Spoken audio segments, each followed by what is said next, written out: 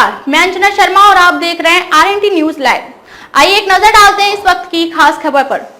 Party में कोई फूट नहीं, ना ही कोई विवाद। चाचा भतीजे की लड़ाई में एनसीपी गुटों का बड़ा दावा।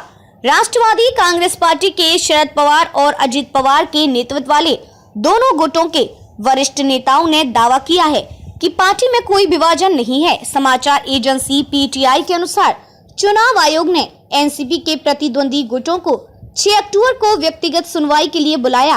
अजीत समूह की ओर से दायर याचिका में दावा किया गया कि उन्हें पार्टी का राष्ट्रीय अध्यक्ष चुना गया है।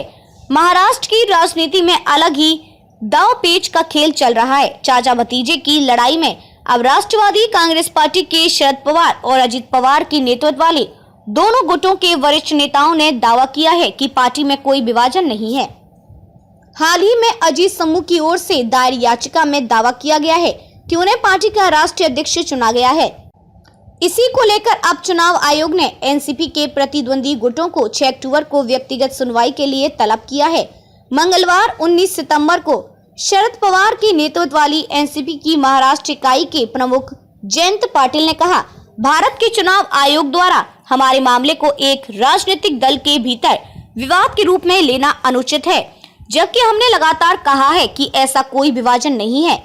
शरद पवार ने चुनाव आयोग को लिखे अपने पत्र में इस तथ्य पर जोर दिया कि उन्हें पार्टी के भीतर कभी किसी विरोध का सामना नहीं करना पड़ा और न ही कोई विवाद हुआ। पाटिल ने संवाददाताओं से कहा, पार्टी की ओर से किसी भी सार्वजनिक मंच पर मेरी शरद पवार की नीतियों का कोई विरोध नहीं हुआ है। पवार ने अपना पक्ष स्पष्ट करने के लिए चुनाव आयोग से समय भी मांगा क्योंकि कोई विवाद नहीं था, लेकिन कुछ ईमेल का आदान प्रदान अजित पवार के पक्ष के साथ हुआ है। ईसीआई ने शरद पवार को समय दिए बिना निष्कर्ष निकाला कि दोनों गुटों के बीच विवाद है।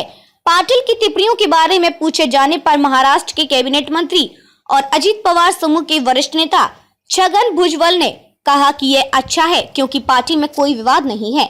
कुछ बदलाव हुए हैं, जैसे राष्ट्रीय अध्यक्ष का बदलाव।